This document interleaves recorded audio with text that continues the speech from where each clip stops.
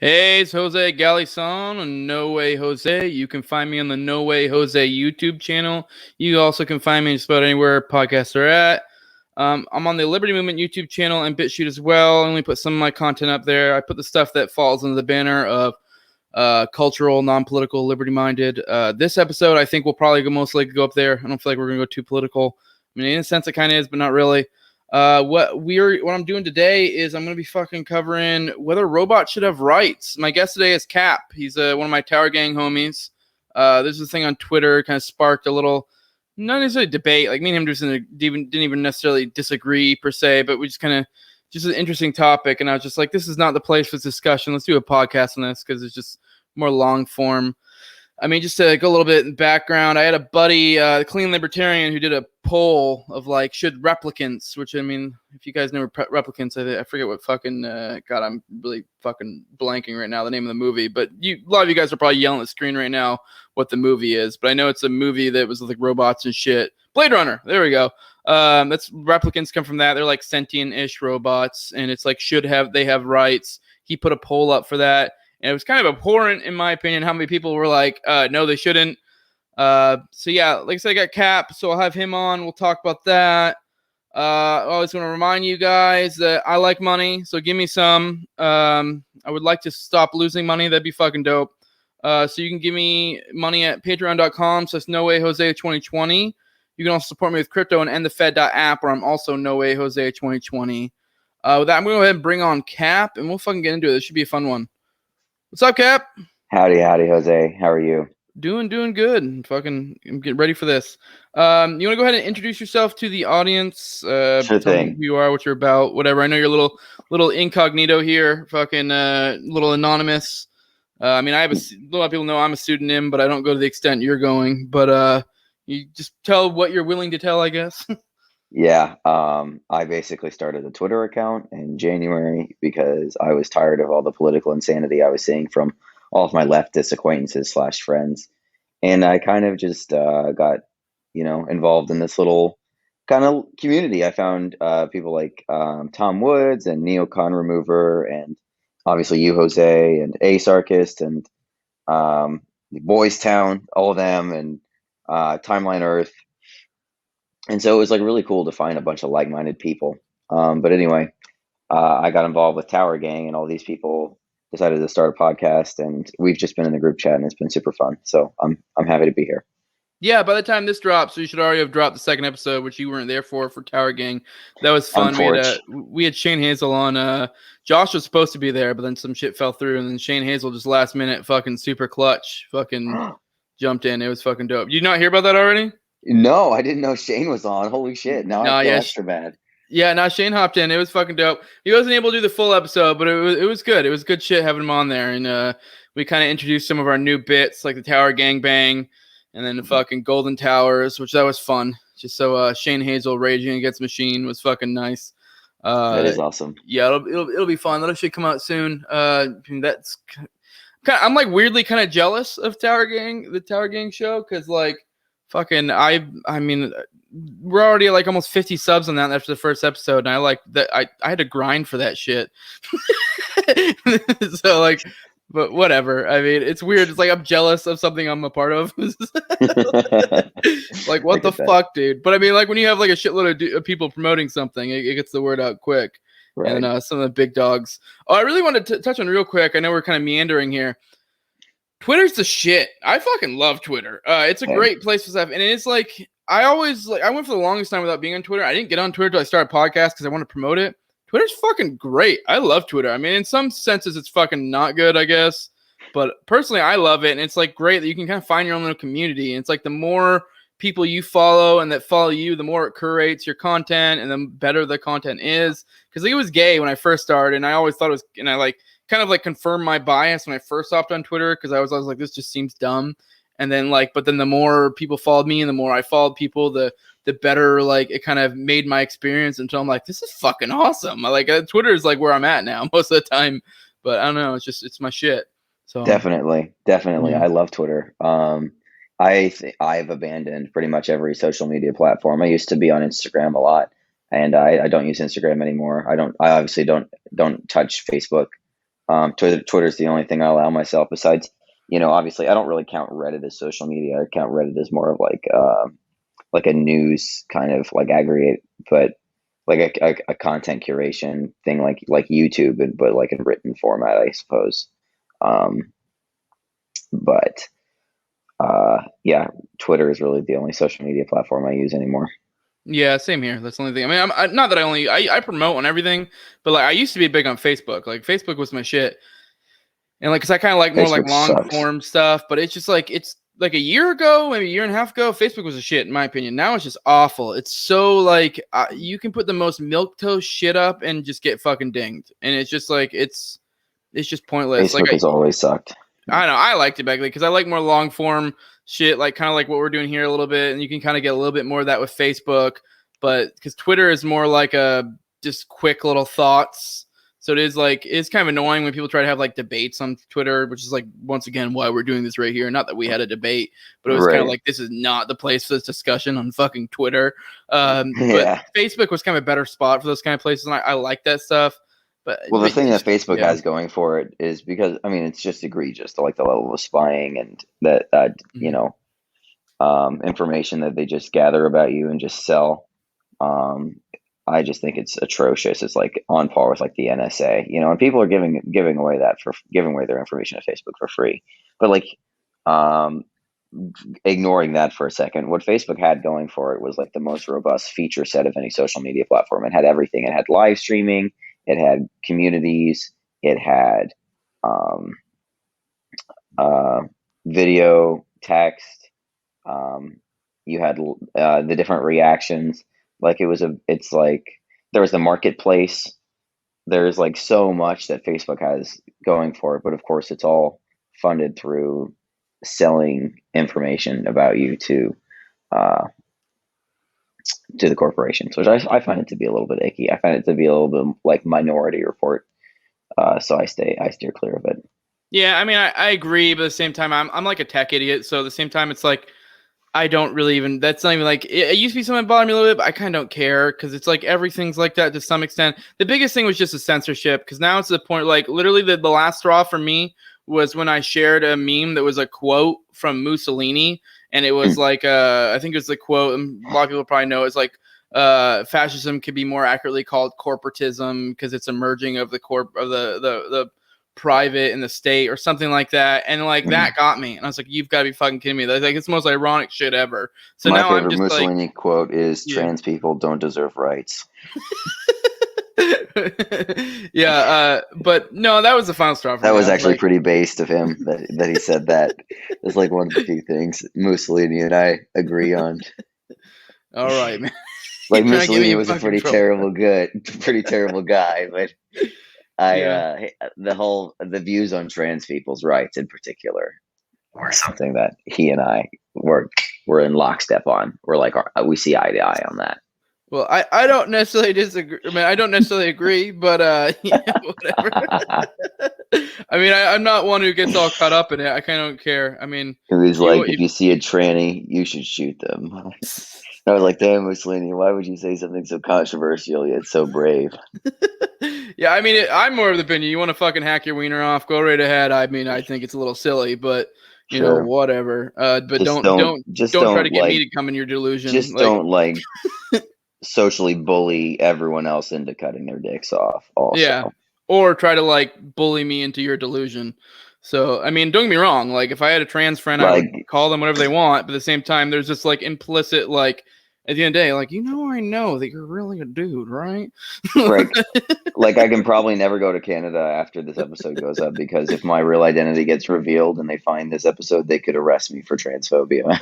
You're getting a little too brave behind this fucking behind this fucking picture. 'Cause I got my face. You're gonna get my ass in trouble. I mean, all 100 subs that I have. So I figured, you know what? Let's instead of meandering around, let's go ahead and get to the meat of it. I think we need to explain things first off. Sure. Like, Well, kind of. I can just get right into the meat of the argument. I think that replicants are meaningfully sentient creatures they deserve recognition by people as if not fellow humans, then than fellow sentient occupants of the same space, um, in our planet. Because on two different fronts. First of all, um, if you are a believer in the concept of quote unquote human rights, right, fundamental quote unalienable rights that are granted to humans by God or by intrinsic, because we're like enlightened and like above the animals, or we're like whatever you believe, right? These fundamental human rights that everyone should have. Um, Replicants meaningfully meet all the requirements to be humans in their own way. Like if humans went extinct and there was only replicants left, there wouldn't be a visual, like an aesthetic.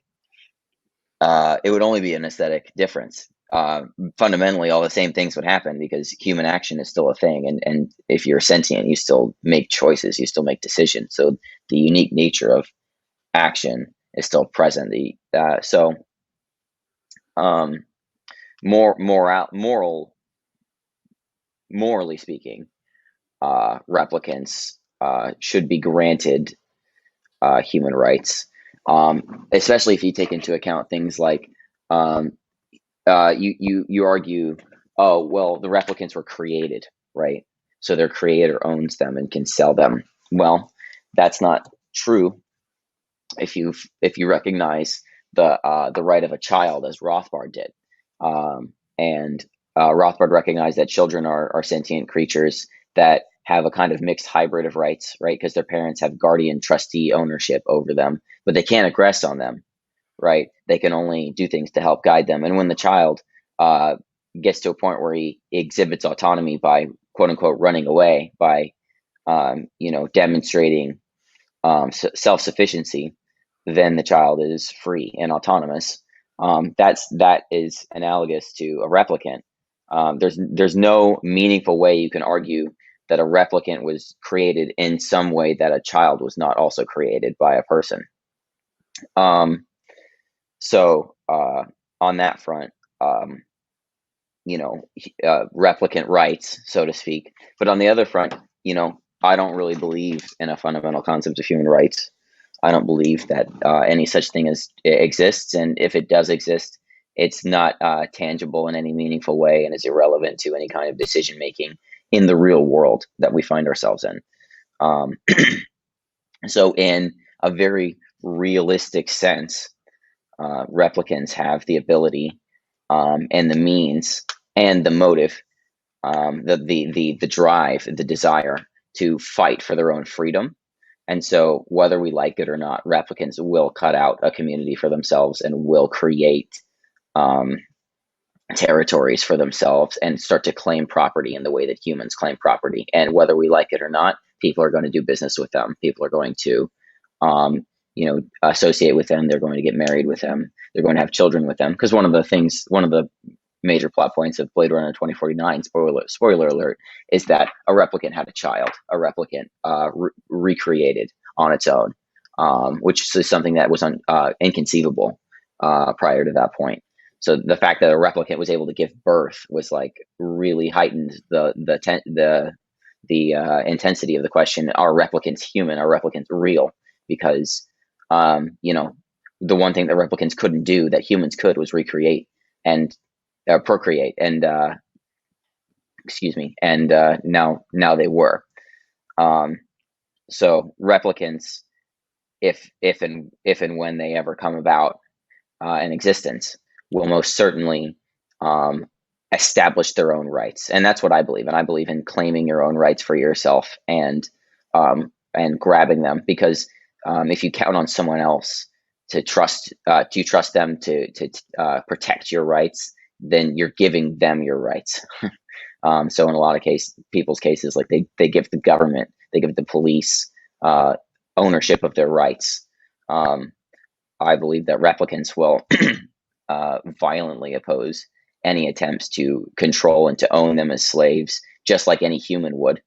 And and in the events of Blade Runner, before Blade Runner 2049, obviously there was the Great Blackout, where a couple replicants committed a suicide attack they blew up one of the core generators of Los Angeles and blacked out like the whole city.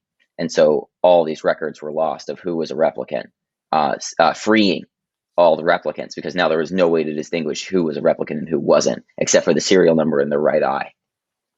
And, that was when the Blade Runner started to come out again. But anyway, I'm rambling now. But basically, if you believe in human rights, replicants meet all the requirements to be granted "quote unquote" human rights. But if you're like me and you understand that human rights are things to be grasped and controlled and to owned by yourself and defended with force, then you'll understand that replicants can and will take their own rights into their hands like we do. All right. Well, that sure was a fucking autistic rambling there. And that was all of it. So the episode's over. No, but for real though, it's like, but I want to kind of back it up. You kind of hit on everything I wanted to hit on, but you kind of just hit it in like honestly, that was good.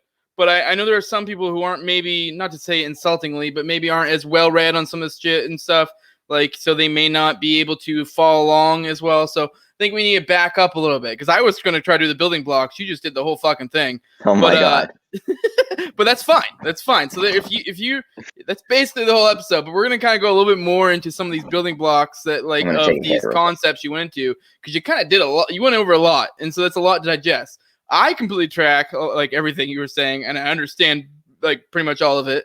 But I think we need to back up, and because I wanted to start with human rights. So what are human rights to you? And I'll kind of tell you what they are to me. And I think we're probably gonna have very similar. You kind of touched on it here, but we're going to kind of use these and like set the stage and as a building block towards this larger argument of if something should be recognized as having rights. Okay. So, because there's a few things going on. There's rights, there's sentience, there's a few building blocks to this argument that need to be talked about before we can do it. And you kind of already did, but I think especially for the interest for the audience, for like the interest of me and you, we already kind of just like, boom, we already got it. Like I'm following along. I smell what you're stepping in.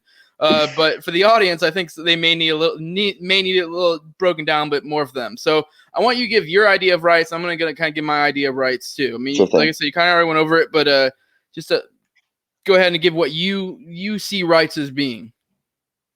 Okay. Well, and not another 10-minute rambling. Up until very recently, I was a libertarian, right? "Quote unquote" libertarian. I was very disillusioned with like the state and voting, and I didn't really believe in it. But I still was like, I believe in things like fundamental human rights.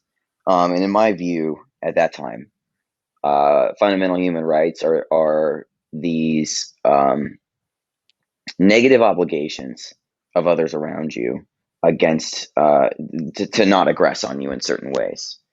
Because there's negative rights and there's positive rights, and most of the people listening now probably already understand the distinction between negative and positive rights. So I believed in the concept of negative rights. I have the right to not be aggressed as far as someone stealing my property or attacking my person. Right, I have the right to defend myself from such attacks. Right, meaning I have like.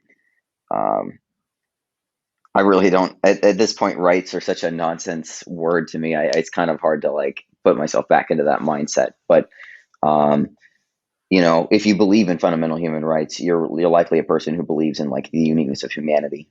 Right, we're above the animals in some meaningful way because we have like consciousness, right, or a spirit or a soul of some kind, and so that grants us, God or Mother Nature or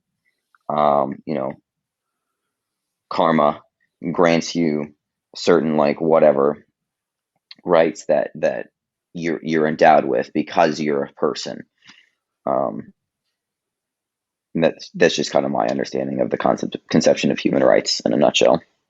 All right, yeah, for me, I mean, in a sense, rights kind of spur out from ethics, in opinion, so to some extent for me. I mean, there's multiple ways you can kind of build towards rights. I will say I understand what you're saying, and I think rights are a social construct. They just straight up are. I don't even know how you could disagree with that. And I think they, in a sense, aren't real. They're just a thing we made up.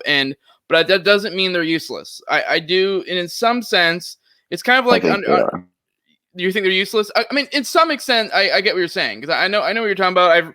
mean, this is a big thing with like Sterner and stuff, but there is a use, in my opinion, to operating under the pretense of having rights to some extent. Because I do think operating under that pretense is probably one of the best ways to operate. You know, if we can get, say we could get all the fucking normies and everyone to buy into the idea, the concept of human rights, we could have it would make things go a lot more smoother. But that doesn't mean they're real. It just means there's something we operate under to kind of, for me, it'd be the same thing as if we could get everyone to buy into a religion that, you know, we should do nice things and not do bad things. It'd be kind of the same thing. That's kind of what I'm trying to get people to buy into. I mean, that made it sound a little shitty to say, but it's kind of made sense. I don't believe in objective morality personally. I think, but at the end of the day, like, rights in some sense, they kind of spur out from the NAP. So, you know, you don't get to hurt people, you don't get to take their shit. And the way like for me, when it comes to like morality, like you can have objectivity within a subjective framework. So like, for example, the point I'm getting at is when it comes to morality, if I can get you to agree on a value, from there we can logically deduce out from that objective things within it. So if I can get you to agree, like if I can sit down with someone and be like, all right, let's squash out our morality amongst each other. Do you agree that you shouldn't be able to hurt people and take their shit? It's very basic. That's the NAP right there for you. If I can get them to agree to that, they're like, okay, cool. Now we're establishing this as our morality. And from there, you can break that out. And that kind of rights kind of come out from that. And if we can get people to operate under that, that's in a sense a subjective morality that within we can establish objectivity within it. And that's kind of in a sense what rights are to me. And at the same time, like this is, I mean, to get into why, I mean, this is kind of something I want to touch on later, but I'll go and touch on it now. Why we don't do that to animals is kind of because it's like, who gives a fuck? Like, they're not going to do anything about it. So, like, they're not sentient. This is in my head, the whole point of rights is to be able to operate smoothly amongst each other and to be able to, like, I don't think people should hurt people because I don't want them to hurt me. Like, at the end of the day, if they do hurt me, I will fuck you up. But, like, I'd prefer you just don't in the first place. And I will operate under that pretense as well, that I won't hurt you and you won't hurt me. And if we can just get people to operate under that, it'd be fucking dope. You know, and that's kind of like what rights are to me. Like, if we can get everyone to agree to it, like I said, it's kind of in a sense almost like a religion I'm getting people to buy into. It's essentially my subjective morality that I'm trying to get people to agree to. That's essentially what it is. And I can convince you if that entails me getting you to believe in some fucking magical natural rights, which I kind of don't really even believe are like natural. I don't necessarily agree with the concept of natural rights in the sense that there are some objective rights that exist out there. But if I can get you to agree with that, and that's what will get you to fall into that fucking morality that I have, then fuck yeah, that's dope, you know? No, hard disagree. You hard disagree? What do you disagree with? It's precisely the problem is that everyone has already bought into the concept of fundamental human rights. Everyone believes that they're somehow special or somehow unique and that they deserve things just for existing. This is the problem that is facing Western society today. But what do you mean? Like positive rights? Because I mean, if I can the concept of human rights in general lends itself to licensing protection of those rights away to a central authority figure. It always has and it always will. Every time we engage with the concept of human rights, we believe in some kind of collectivism is necessary in order to meaningfully protect those human rights. But the problem is that everyone does this just to look past to kind of brush under the rug the fact that the human rights are fundamentally and necessarily defended through the use of violence, through the use of force, and only through the use of violence. And so people don't want to engage with that. People don't want to face that for themselves. And so they want to believe in some kind of central government that it just benevolently protects everyone's rights. And they just turn a blind eye to the blatant abuses at the hands of the government all the time, every day. We want to blame everything but the government for all of our problems. We want to blame each other. We want to blame the red team or the blue team. We want to blame their policies, but we don't attack the very idea of the nature of the government itself, which is ultimately founded on this concept of that people have rights and that these rights must be protected. It's just, if you value your rights and you want to protect your rights, you can't rely on anyone but yourself. You have to be the one to protect your rights, no one else. It's that I simple. think part of what you're getting, I think there might be a little bit of semantics in here for between the two of us, because I think it sounds to me that that kind of touches on a little bit what I was getting at, how there's objectivity within that subjective framework. So I think within the framework I laid down of like essentially the Well, like, NAP, if we're extending rights of something that comes out of the NAP, I do think you can kind of be like you were saying, it would kind of naturally, the people NAP is a then. crutch. Yeah, no, NP is a crush to some extent, but essentially, for me that's an ethic. That's a value. That's a something you're saying from here we'll build off of. Like if say Sure, we it's imagine, a noble ethic, right? yeah, it's an But ethic. It's something we can build off of. I agree that NAP, just like rights, is something that's made up. It's a social construct, but I think if someone magically comes up with something better, I mean that's the best one I found so far that can be used as something for us to fucking cohabit this earth essentially, if you will. But right, well, like, yeah, case in point, Jose, it is, that it's not necessarily a good thing to be able to cohabit, is convince that a word? everyone to Oh, sorry. what happened? I was thinking, is cohabit even a word? I feel like I just made that up. But go ahead. Cohabitate. Cohabitate. Okay, whatever. Go ahead. Um, Case in point of why it's a bad idea to try and convince everyone of a universal morality is the reign of the Catholic Church over the generations and the millennia. Just the blatant corruption and evil, and just mass human suffering at the hands of the Catholic Church. Um, Things like the Crusades, things like the Spanish Inquisition, the Inquisition in general, all of the manipulation of the church through um, political means, right? Using the Pope using his influence to gain clout with the kings or the emperors or whoever, and the church exploiting people by like having them buy indulgences, right, to make sure that their loved ones didn't go to hell. Well, this is kind of what I was getting at. They That all bought into I it. oh, go ahead, It's sir.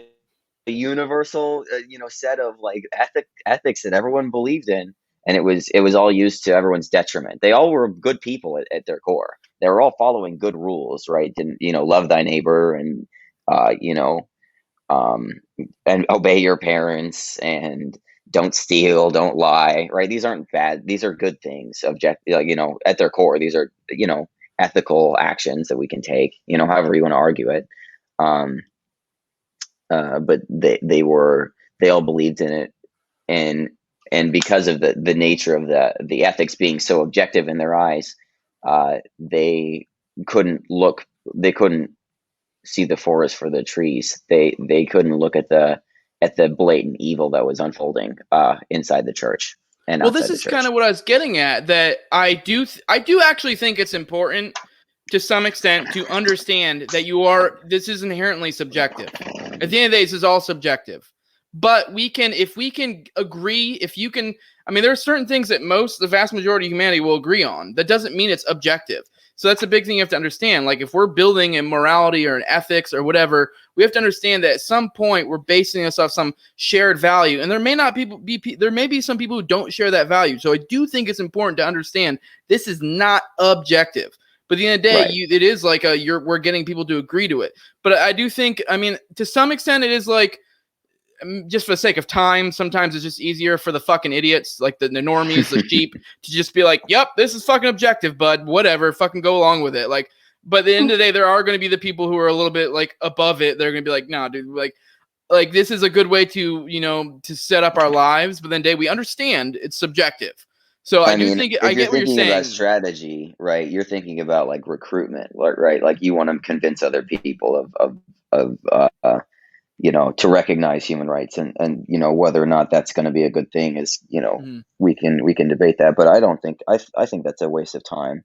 I think your time and effort is better spent actually taking back your own rights for yourself, right, and being an example for that. And but in doing so, you'll live a life that is radical and different, and that kind of like shines a light on like what humans can actually be, how we can live free even in an unfree world. um, and you'll get a lot more influence and a lot more converts, I suppose, that way. Yeah, I actually get. I think it could be totally both though, because I actually think that's totally right. You are correct in that it is better to essentially set yourself up to be like live a very individualistic a light on the hill kind of thing. Fucking set yourself up as best you can to be free in the best way you can, free in an unfree world type thing. It's very much, this is Sterner, this is Konkin, this is all this that shit. I do think that is the hyper individualism is important. But at the same time, you do have to understand that there are gonna be times you're gonna talk with people like, and they're gonna be like, I mean, I'm not saying, I get what you're saying. I think it's a little bit of both. But let's go ahead and move on to the next one, because I we're kind of similar, but have our differences there. I just think it was important to set the beginning. We have minor differences, but obviously we're going to ultimately get to the same point. I kind of want to go into like, what is sentience? So what is your idea of what sentience is?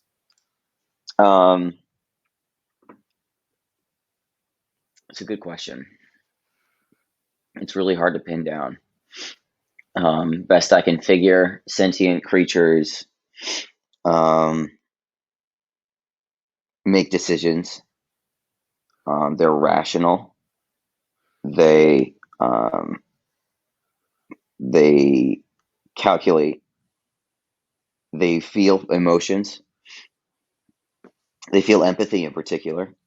Although I don't think that's necessary just to be sentient. But that's a hallmark of like sentience as it appears, in humans, is that we empathize with each other. We recognize each other's sentience, right? We're self-aware. I understand that I exist and that I'm a cognitive being.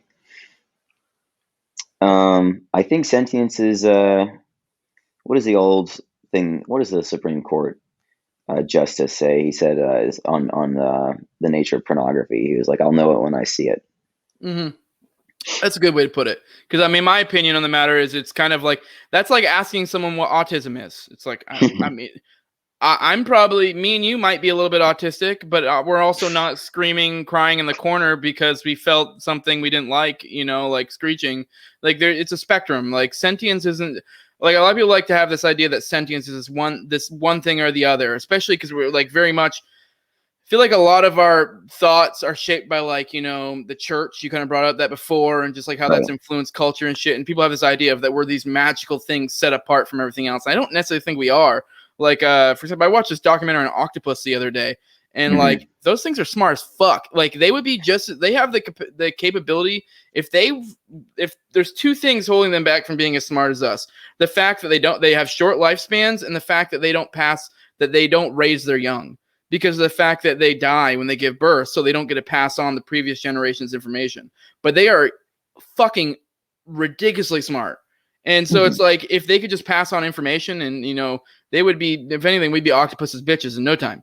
But like it I really, don't know it's, about that. I mean, and then with I don't quite dolphins, know the same about thing with that. like dolphins. They say that the biggest thing holding them back is that they don't have fucking like, they aren't able to interact with their environment in an effective way because they have flippers and not like hands like we do. So because we're able to interact with their environment in a more advanced way than they are. I mean, I'm talking on my ass. I'm no fucking scientist. It's just shit that I just fucking have seen. But my point being is, I don't think we're just magically set apart. There are probably aliens somewhere in the universe who are just as smart, if not smarter than us. Like, I don't think there's sentience is this fucking holy thing that's just like this. It's not zeros and ones. I think it's a spectrum. And yeah, it is like a, yeah. And so that's kind of when I get into my next point. I want to ask you, do you think robots could ever attain sentience? Like, or whatever we are considering sentience? Well, yeah, it's right. It's like you said, like it's kind of like a holdover of this idea of having a spirit or a soul. Um, Once you realize that there is no such thing, um, or meaningfully there's no such thing in the real world anyway. Mm. Then that concept kind of like falls away beneath you, and so then that does open up the gateway for conscious machines, you know, because we're getting to the point now, we're approaching um, computation that is going to be done on a quantum level. Um, it's going to outpace classical computers And I think, maybe in the next 100 years, 200 years, we'll see artificial intelligence, um, probably, and it will, make decisions like a person does. I think that's the thing that Mises talked about, was the primary thing that sets humans apart from the rest of the universe is that humans make decisions. They make choices. Yeah, no, that kind of goes. I completely agree. But I kind of go into there's no point me pontificating on it because I completely agree with you. But and that kind of goes into my next point. Do you think programming, like how you do with computers and such, in effect, really in principle any different than thinking? And by that I mean, obviously it's different. Like if you have a computer and it's like it's programmed to do certain things. Like at the end of the day, I think my personal opinion is the only difference is a difference of degree, not of kind. I think in a sense, I mean, obviously we're not computers, but we're kind of just super advanced fucking programming going on at all times. Let me get your opinion on that. I mean, the act of programming itself is just writing a program. Um, so, in a sense, it is like thinking. What a computer really is just it's just a machine that extends your mind anyway. It just extends. It's like, because all a machine is it's a force multiplier of labor. So whatever you want to do, whatever a person wants to accomplish, they can find a machine that makes that task easier. So, in the case of a computer, it's a machine that is a force multiplier for now, thousands of things in your day-to-day life. You have a smartphone, you have a tablet. They do all kinds of stuff. And this is kind of funny. This is kind of coming at it the other way. But in an abstract sense, I kind of do think of my smartphone as kind of a second brain in a lot of ways. It keeps track of all my passwords. I journal in it. All my photos are in it. So memories are being stored and saved in my phone that I can revisit and pull up. Um, you know, it's kind of an encyclopedia. I can use it to look up a lot of things. I read all my books on it, so it's like, in a very real sense, a part of me. The way that like a race car driver's car becomes a part of them. You know what I mean? Like, it's like, I use it a lot because it is very useful to me, and it accomplishes a lot of things and makes a lot of things easier for me. And in that sense, it's kind of like a second brain. Yeah. I mean, that's kind of goes into, I mean, really is kind of really goes into a deeper idea of like, is free will even real? Like, is there such a thing as free will? Personally, I think in an absolute sense, like, I actually don't think free will necessarily exists. That's a whole huge, deeper discussion. But I'm of the opinion that you might as well act like it does, because at the end of the day, it's really just semantics, and it kind of doesn't make a difference. I think it makes some minor differences, on the edges in how you view things. But like, I yeah, think but that's absurd, that the concept that free will doesn't exist. I mean, in like an free will is absolute the sense, only meaningful. it's the same idea, and that's why I'm saying like you should just act like it does. Like, I mean, the sense that in a sense, Well, there's no everything we possible does. way that free will doesn't exist. I mean, it's a whole deeper discussion. Maybe we could do some other time. I might not even really be equipped for that. This is like a deep philosophical fucking thing. But my point kind of goes into, if human thinking is similar to programming, and it's kind of like you input the conditions, in a sense, we are essentially walking computers that fucking like are shaped by our environment, our thing. But this kind of goes into, a lot of people be like, well, then does that mean I'm not accountable for my actions? In a sense, yes. In a sense, no. And that's kind of what it gets into. It's just semantics in a sense. It's really just a mind fuck. Because even if it doesn't exist, you kind of have to act like it does.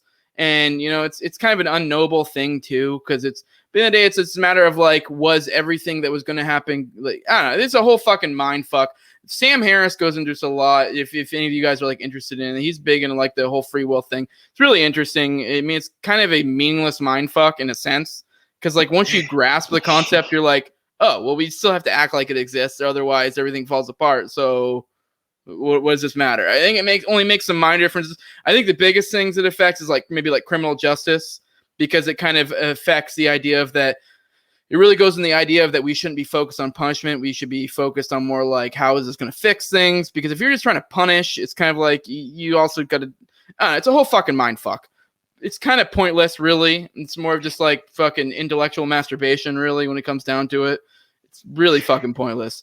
But anyways, my point being is that at the end of the day, I think thinking to some extent isn't that much different than programming. So if you were able to get like a very advanced program that input a ton of conditions, like if X plus this equals that, then we do this, like I'm not a nerd guy. So I know a lot of people like coding, like you'll be like, you kind of input conditions and be like, if this happens, then we do this. And that's kind of in a sense, that's kind of what thinking is to a large part. And I think that's kind of the same thing with computers. That's what people get into, and like that, they can never be sentient because they're just programs. They're going to do whatever they're going to do. But at the same time, it's kind of like, that's why I'm kind of said it kind of gets into the whole free will thing. But it's like, that's kind of what thinking is in a sense. You fucking say you come across a certain thing and you have to make a decision. You input all the fucking conditions, everything. You base it on your previous fucking experiences, and then it goes into your fucking little whatever the fuck, and then out we do this. This is what we do. And that's kind of what a program is in a sense. So yeah, I mean that's kind of what I was getting to. I mean, I wish I had more technical jargon because I'm not a tech guy. I probably can make more sense. But yeah, I don't know if you're getting what I'm getting at a little bit. Jose, you're fucking crazy, man. Crazy, man. You've seen fucking that made me think of God fucking Old School, where he gets hit with a fucking dart. He's like, you're fucking crazy, man. I've never seen that. No. Oh, dude, you've never seen Old School? All right, you gotta check that out. No. But anyway. Point being, I think that in a sense, human thinking, unless there's some magical God element that I don't know of or something else, at the end of the day, it's essentially just hyper advanced fucking programming that's evolved over millions of years. That's another praxeological concept. Is free will is undeniable because the future is unknowable. Because the future is unknowable, we believe that we can change the future, right? We have to be able to change the future. If the future is known, if the future was certain, then there would be no point in action because we already know what the outcome is. It's already set in stone, but we don't know what the outcome is. That's the whole point. That's what makes free will what it is. But even if it was set in stone, we don't know it. So of the future. Yeah, it all comes down to decision making, and this is why replicants will ultimately have parity in a quote unquote human rights sense to quote unquote real humans. Because replicants will meaningfully make decisions the same way humans will. Yeah, I mean, I agree. Human decision making, the unique thing that humans do, will also come to replicants, and so replicants will just abide by all the same kind of natural laws that humans do when it comes to praxeological study. Yeah, the only point I was getting is a lot of people make the point that like it's simply just programming on their part, and it's just simply a code. But it's like, if you made an advanced enough code, it would be indistinguishable from human action, whether you believe in free will or not. If you made an advanced enough code that was based off life experience and like the conditions around it and trying to do make the most educated decision, in what way is that any different than human action? I mean, one of my favorite things to talk about when it comes to this subject is, first of all, replicants. Blade Runner isn't the only sci-fi to wrestle with this concept of sentient machines. One of my favorite examples is, I've only seen the first season of it, but the HBO reboot of Westworld, which was an old 80s movie. Oh, I didn't know that. Yeah. It had what's his face? He was really cool. He played the Man in Black, who in that movie was a machine, but in the Westworld TV show, he's actually a human, a visitor to the park.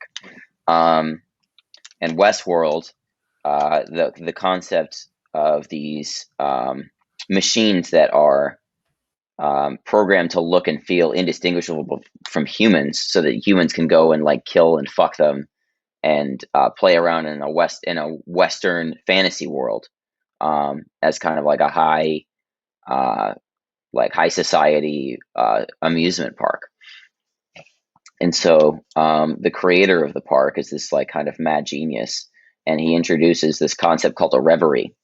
And a reverie is giving the robots just small memories, just small little hints of memories that gives them tiny little indistinguishable facial expressions that makes their facial expressions look more real, so that when the park visitors talk to they're called the host, they call them the hosts, these machines, whenever the host talks to a visitor, the host is indistinguishable from a real person because they have all the little subtleties of human facial movement that actually occurs when real emotion is happening.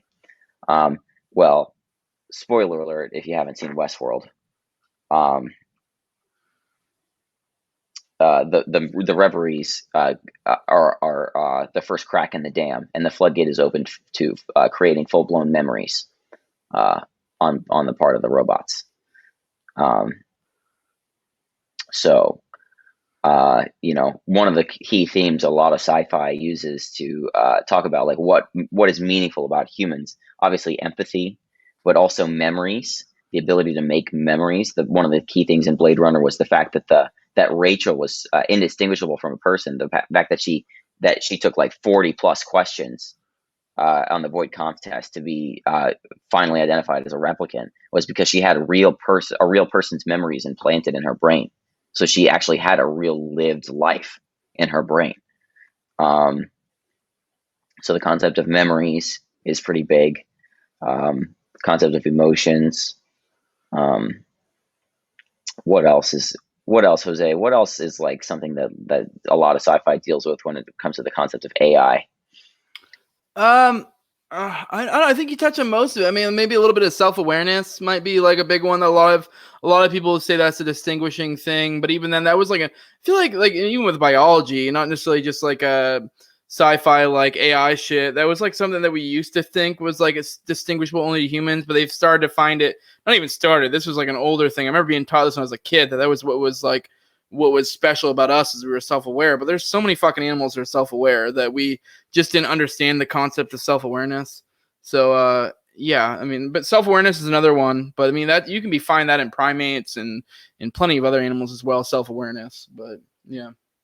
Well, it's funny, not that I give a fuck what any state says, but the nation of Japan has formally recognized dolphins as non-human persons.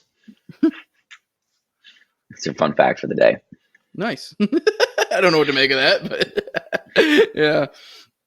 But yeah. Because of their intelligence. Yeah, it's true. But oh yeah, by the way, Westworld, good show. So people watching it, you definitely should check it out. I bailed after the first season because I don't know about you, but I just kind of give a fuck about the idea of a second season because I felt like they kind of went over everything that I wanted to go over in the first season, and the end of the first season was kind of like, oh, like I don't know, it was like they kind of handled all the intellectual concepts that I thought were interesting in the first season, and then they left it for a second. There was nothing that I felt like I wanted out of a second season. I don't know, if that makes sense.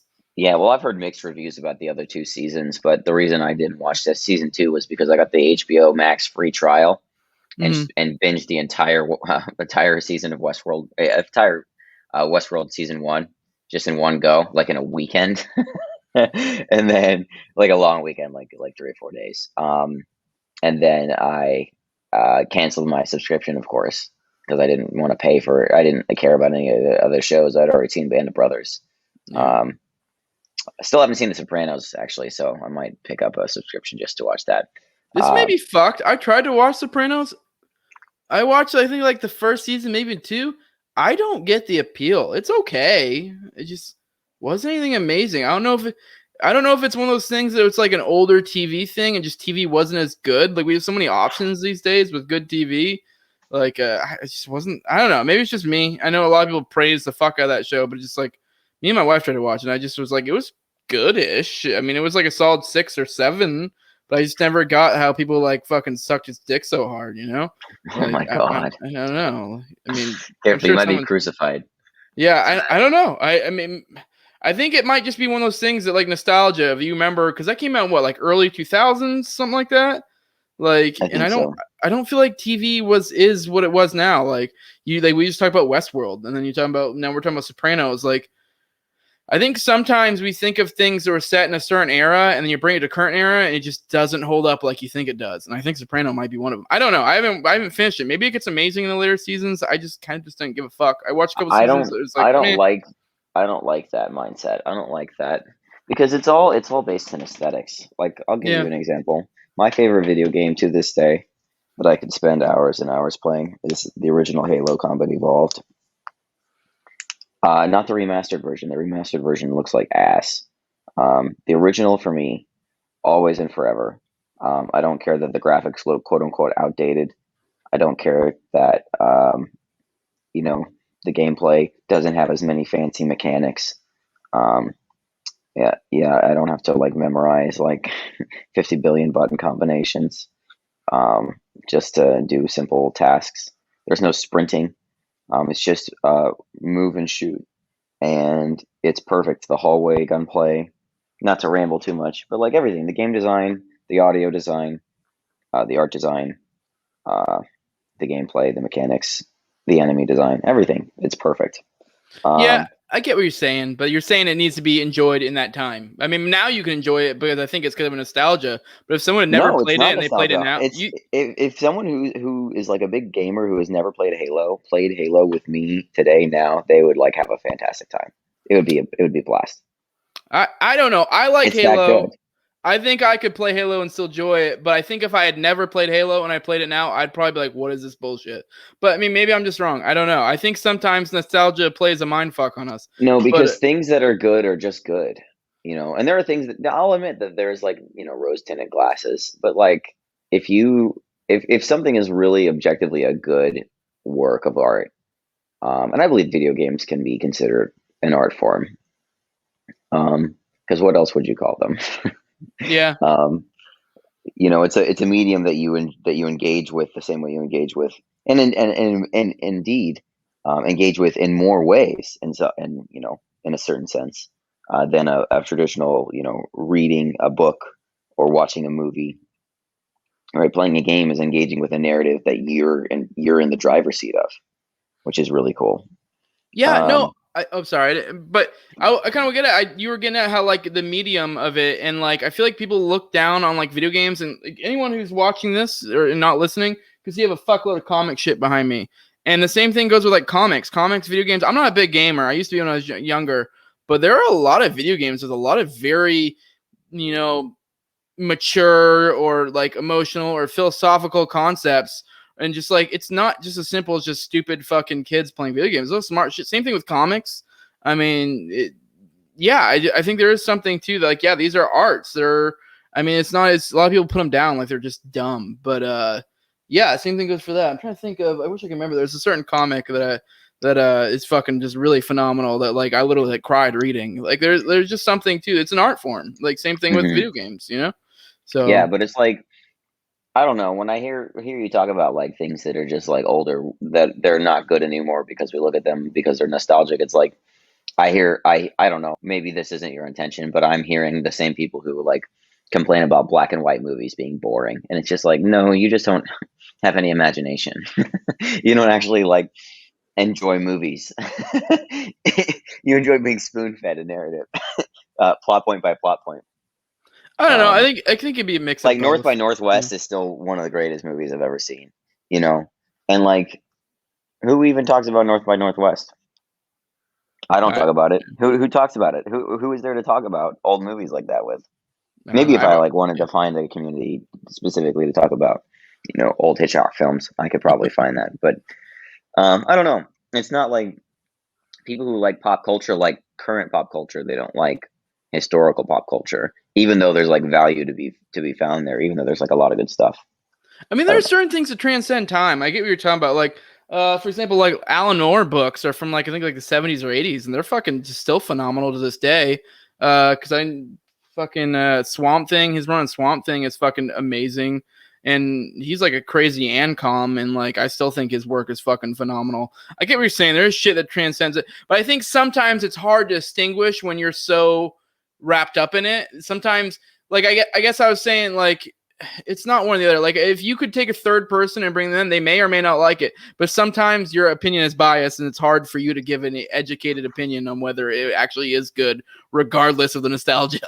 You know? Speak for yourself, Jose. I have impeccable taste. Yeah, I mean, I like to think I do too, but I think the human brain can play some mind fucks on you. All right. Anyways, speaking of humanity, let's bring it back to fucking point. That was a fun little tangent, but I kind of want to touch on a little bit. I mean, you probably both can agree. I know we will. Let's say you create a fucking robot, and we agree that it's sentient. Why the fuck do you not own them? If we're going by property rights, you took natural resources, you mixed your labor in with it, like unclaimed natural resources that someone else didn't have property to prior to. You create it. Don't you have ownership of it? If not, why not? I mean, it really comes down to if you believe you own your children or not, which I believe you don't own your children. Mm-hmm. If you believe you own your children, then you can logically, consistently say that you believe that you can own replicants. But replicants are not meaningfully any different, ethically speaking, when you look at it and if you look at it from an objective, like real standpoint, mixing your labor with natural resources, that's what you're doing when you're having sex to procreate, to have a child, right? Yeah, the difference being you're creating an ego. So there's a big difference there. You're creating a separate entity with thoughts and feelings and whatever, You're doing that in both cases. The replicant is a separate entity, just like the child is. Yes. So I think there is it's just this separate thing when you create something that has a will of its own, or whatever you want to recognize as being a will of its own. Yeah.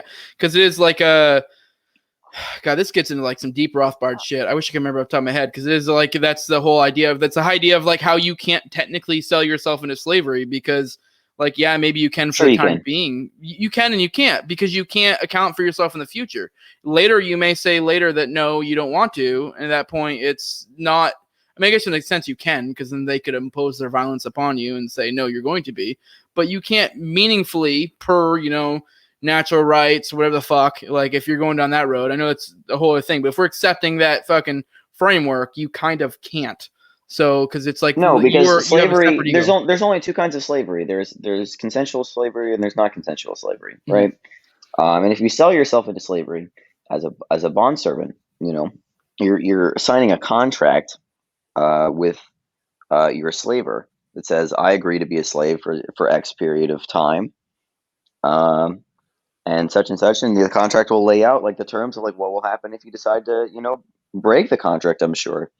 And then yourself in the future, and this is the thing, you have to take responsibility for your contracts, and where you meaningfully give your word is because you're right. In the future, you very well could decide, this sucks, I don't want to be a slave anymore. But at that point, your decision is whether or not to break the contract, and whether or not you're willing to accept the consequences of what happens if you decide to break contract.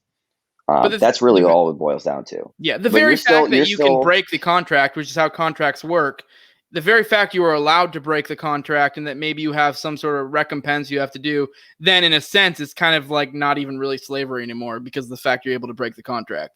You know what I mean? Right. But and non-consensual that's slavery, a whole other tangent. When essentially kidnapping and owning a person against their will, that's obviously violence, and that's completely different set of circumstances. The slave in that case is completely justified in, rising up and killing or using violence to free themselves. But this is kind of just semantics, because I think, we were saying, you can sign a contract that you're going to work for someone for a certain period of time. You can maybe call that your slave semantic wise, but the day you're able to break that contract the way contracts work, or you're supposed to, in this framework. So yeah, that's in a sense not really slavery, because you don't really get that option to be like, just kidding, guys, I don't really agree with this contract anymore. Well, I mean, and in the West, our ideas about slavery have become so warped, because we only saw the really terrible, evil slavery that happened as a result of the transatlantic slave trade.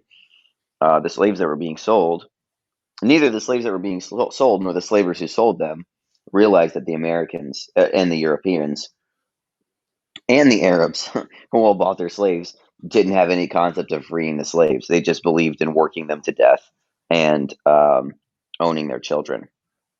Yeah. So that was like they didn't have any idea about that. Obviously, they can continue to sell them to them, and they realized that, and it's kind of terrible. But the original concept of being a slave was not about complete ownership of another person. You were just a person who was bound to another person, either through like obligation, through contract, through because of honor, or because you like stole from them, or because you were a prisoner of war, or something or other. And then, some people were slaves for the rest of their lives, but some like were able to earn their freedom, and they were treated well. They were like in a lot of places they were treated well. They like lived in their own houses, and I mean, you look at even in England, uh, the housemaids and the butlers and everyone, they were considered. I would consider them like house servants, like kind of like mild form of bond slavery.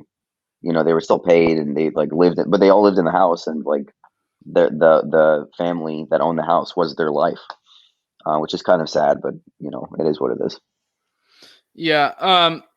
I do like when we were touching this about you kind of brought up the sex thing, because that was the biggest thing I want to get at, because I just thought it was funny, the whole like mixing natural resources with fucking your labor. In a sense, I mean, while it sounds silly, that it's essentially what sex is, and you don't own your children. I mean, even if you do agree you own your children, if we're applying this concept, I mean, even then, most people would agree that at some point they no longer own their children. Like, even if they say they do own their children because they created them or whatever, at some point you no longer own your children. Like, I have a hard time believing that anyone could buy into the fact that you always own your children. Right. Well, this is You again. know, This ties back to the problematic nature of the idea of objective morality. Right. These children are objectively like entitled to certain rights, but we have to give provisions to let the parents raise the child. So we have to like concede some rights in some areas. It's like very murky, and like human rights don't exist. Mhm. The child exhibits autonomy and claims his own freedoms when he's willing to do so. Yep. Right. That's it. Simple as.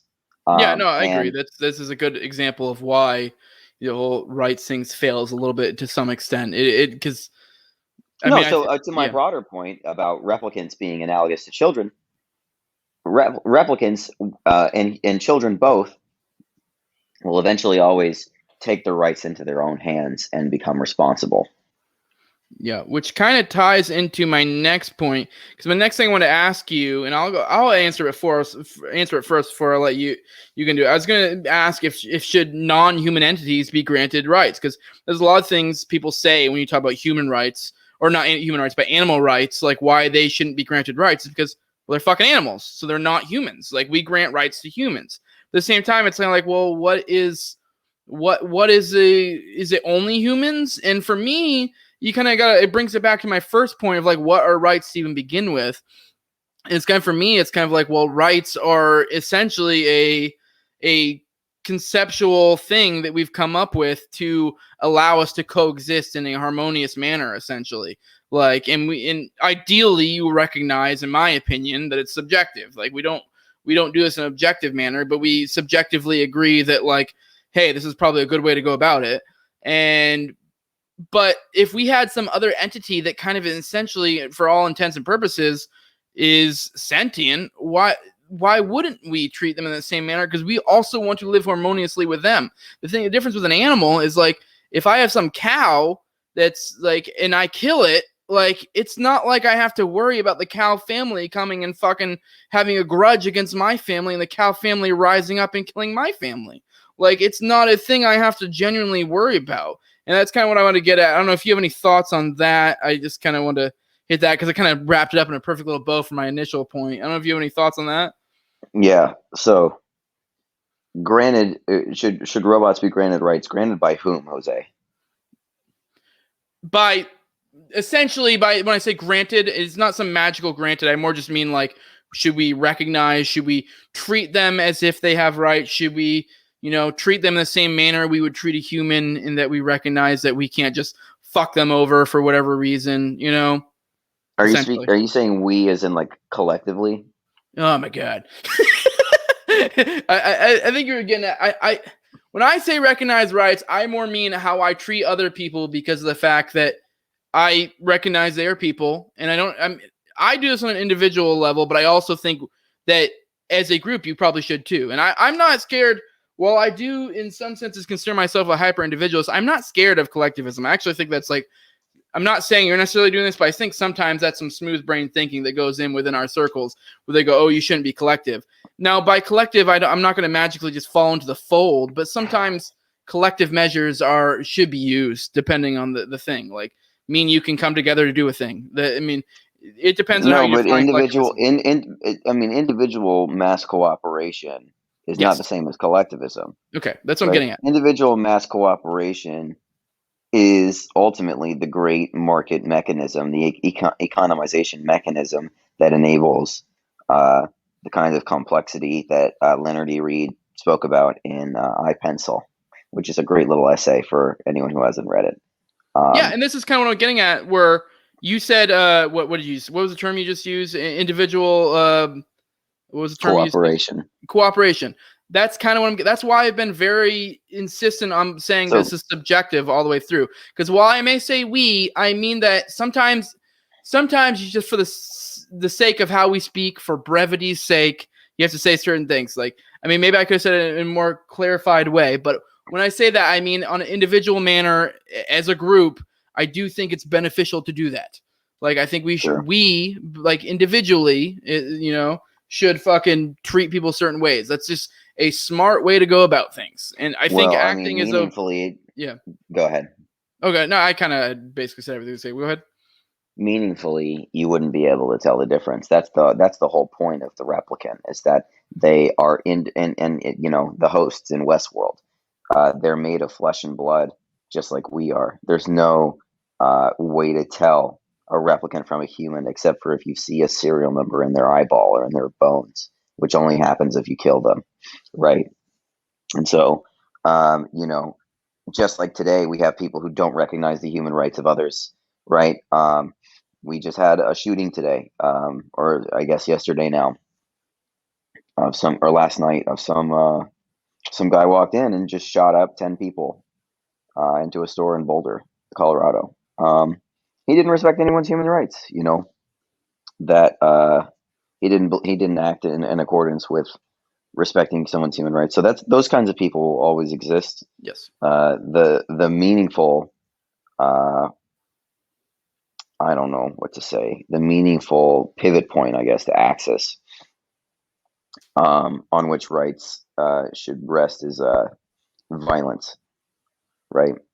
You enforce what rights you want to keep through the use of or threat of violence, right? And so, replicants are going to use violence to establish their own territory and claim property, um, ownership, and defend their property the same way that humans do, and they won't look any different and they won't feel any different, and they'll be able to have children um, the same way that we will. So you Yeah. won't. I mean, whether or not you respect the rights of replicants will be similar to whether it's going to become irrelevant the same way that whether or not you respect the human rights of black people in the 50s so quickly became irrelevant. It's Yeah, like, but well, I my mean, it doesn't matter. They already exist, and now they own shit, and now they're acting and making decisions on their own, and they're acting autonomous. Excuse me. They're engaging in choice and action, meaningful action. And just because you don't like that they exist doesn't mean that they don't exist, and doesn't mean that they can't exist or that they won't continue to exist. yeah. I think the whole them being indistinguishable from humans is kind of a doesn't really like I don't think it really pertains because I personally think even if they looked like purple dinosaurs and but they were completely sentient and you were able or whatever we consider sentient and they thought in that way, I think it would behoove you to fucking treat them as if they had rights in a sense, whatever you consider rights to be. Well, yeah, I'm definitely not going to be fucking with any AI for sure. Yeah. Because that's the other thing, is that brains are really the great resource, right? The more human beings we can create, the more brains we can throw at a problem, Mhm. the quicker we solve the problem, right? The quicker that um, the resources can be allocated to the next problem. That's what capitalism is. And so when you create the ultimate brain, or you create lots of little machines that all resemble brains, you're effectively doing the same thing. You're just introducing more brains to solve more problems. It's ultimately a win for humanity anyway, because we benefit from capitalizing on more brains in the market. We have more competition of ideas. All right, cool. I feel like we hit on most things there. I don't really feel like we left anything on the table.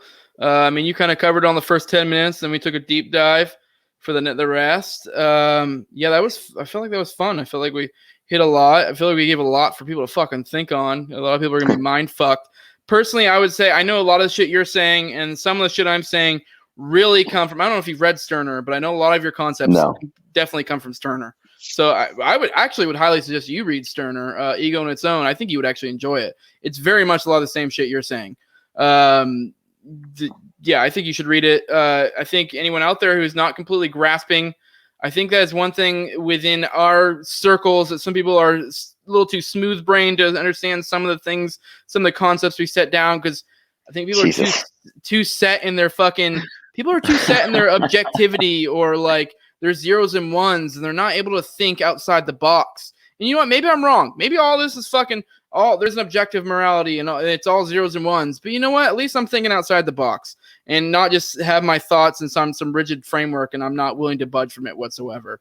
So I do think like I said, I think a lot of shit we talk about here would be stuff that could be kind of covered in at least the way you're thinking when it comes to rights and morality and such.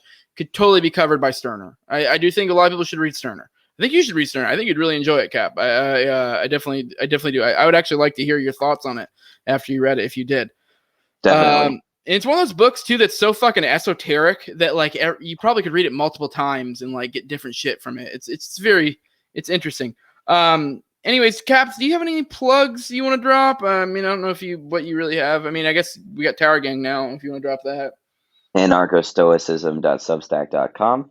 I'm currently writing several drafts for different posts. I'm coming up with ideas to write. I don't have a regular posting schedule yet, but I'm thinking about putting one together just so I have a regular outlet that I can start publishing my thoughts. But I already have a post up about the nature of the political compass. If anyone's interested in talking about like meta-analysis of political mapping, talking about left versus right, or authoritarianism versus libertarianism, or the political compass that we all think of today. So that's my first post, and I've got a couple more just on the nature of atheism and anarchy, and all the edgy, boring shit that you love to read about. Just curious, because I was actually kind of assuming you had totally read Sterner. Where have you got? Is there anything specific that you can say you've got some of these ideas from, or are these things you've arrived to on your own? Because I totally can identify with some shit I've read. It's definitely stuff that's outside the normal fucking box of the people that run within our circles have read. And so that's why a lot of people, like, in our group chat, like me and you, will a lot of times egg on people with like, subjective morality or like rights and shit just to fuck with them. And they'll be like, oh my God, specifically Cole. You get so triggered.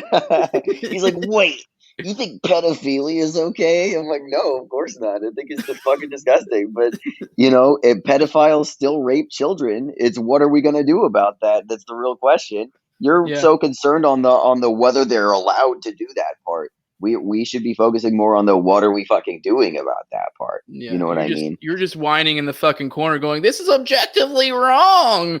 Objective morality is ultimately just the Constitution. It's just the gun-free zone sign. It's just it's just a little, it's the non-aggression principle. It's a little nice neat little concept we hold on to that gives it some kind of like overt objective meaning that we should like all universally abide by.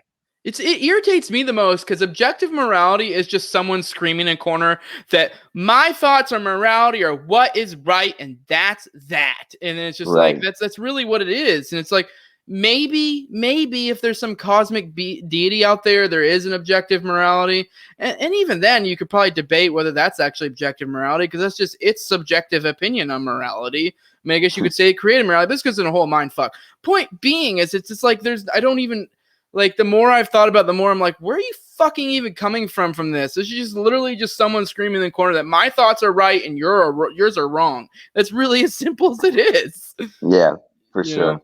but To answer your I question, yeah. Jose, you know, for me, a lot of ideas and a lot of missing pieces started to click into place as I've just had all of these realizations. A lot of it has been just spurned on, first of all, by reading. I'm reading Karl Mensch right now, his concept of the political. I'm reading. I finished a long time ago. I read Bastia, and that kind of like kicked the whole thing off. I read the law. Um, Reading a lot about like um, I haven't read any of Hoppe's books yet because Democracy is such an expensive fucking book. Oh yeah. Um, it's more expensive than like Walter Block's shit. So I'm like, I might as well buy Space Capitalism first. That sounds more fun. But just reading about Hoppe's ideas and reading about Rothbard's ideas. I'm reading through Choice by Bob Murphy right now, which is fucking incredible. But just like coming to the realization that like decision making is the key distinguishing factor from humans that sets us all apart. Realizing that human rights are a crutch. Really, Twitter was what radicalized me on that. I read a tweet. I think it was one of the Timeline Earth guys tweeted, "The only rights you have are the ones you're willing to die for. The only rights you have are the ones you're willing to die for." And I was like, that's really crazy that doesn't like bother me at all. Like people were like all triggered, and I like said that to my friend and he's like, "Well, you can't that's and he just like you can't deal with it because it's like such a hard pill to swallow." But the only rights you have are the ones you're willing to die for. I mean, whether or not you have rights, you don't have rights. The government owns you, right? The corporations own you. Whatever you do that's outside of the framework of what they want you to do, you can't do it. So you're not free. So you have two choices. You can continue to abide by the system of laws that they've set out for you to abide by, and hope they don't fucking crush you, or you exit the system, you step outside, and you claim your rights for yourself. And this is something that I've realized very recently, and so I'm like now in a mad scramble to try and maximize my liberties in the very restrictive city that I find myself living in now. Nice. Well, this Um, is. Oh, sorry. You got more to say? just a little more. I was just Mhm. gonna say, long story short, realizing that like humans aren't unique in any way, combined with the fact that like violence is ultimately the only way you can ever protect your rights, protect your quote unquote rights, what you want to lay claim to. Um, the nice way to put it is you only have rights to the things you can meaningfully defend. Replicants are capable of doing that, so that's just a very small logical leap for me. It's not like something I had to like read about. Yeah, I'm telling you, read Sterner. Like, everything you're saying is like legit Sterner shit. Yeah, that's because it is like, yeah, at the end of the day, like you can say I own this, but if I come and take your shit and you don't do anything about it, it's kind of like, well, now I own it. What are you gonna do Right. about it? So, I mean, yeah. Anyways, I'll go ahead and wrap it up. I'm on the No Way Jose YouTube channel. Like I said at the beginning, I'm everywhere audio podcasts are at. I'm the Liberty Movement YouTube and BitChute. This will go up on there. Liberty Movement's on Facebook and MeWe. You can hit me up at thelibertymovementglobal@gmail.com if you want to fucking talk to me for any reason, or you can hit me up on fucking Twitter at Gallison at Gallison Jose. Fucking give me money, patreon.com/no way Jose 2020, or give me crypto at endthefed.app, where I'm also no way Jose 2020. Like, share, subscribe, comment, all that good stuff. This has been really fun. I actually really did enjoy this conversation a lot, Cap. Maybe we'll have you on again at some other point for some deep autistic shit like this again. Yeah, you got any, that's it. Yeah, deuces. Yeah, thanks so much again for having me on, Jose. I really appreciate Oh it. yeah, This has been and really fun. you didn't plug the fucking podcast. I'll go and plug it too. The fucking was it Tower Power Hour? It was Tower Gang Power Hour. I think it's Tower Power Hour now. If you go to, it's the Tower Gang Pod, but we don't. It's Tower Gang isn't in the name. It's so retarded. Yeah. But if you go to Tower Gang Pod on Twitter, you'll find it, and you'll see It's I think it's like one of the like the only thing it retweeted is just like link after link after link to the YouTube version of the first episode of the podcast. Yeah, at the recording of this, where I'm recording, there's only one episode out. By the time this comes out, there should be 2, maybe even 3. We'll see. But yeah, definitely go check that out. It's a Tower Power Hour on YouTube. It should be on everywhere podcasts are at as well for audio format. But yeah, fucking with that, fucking deuces. Let's go and kill this. Boom.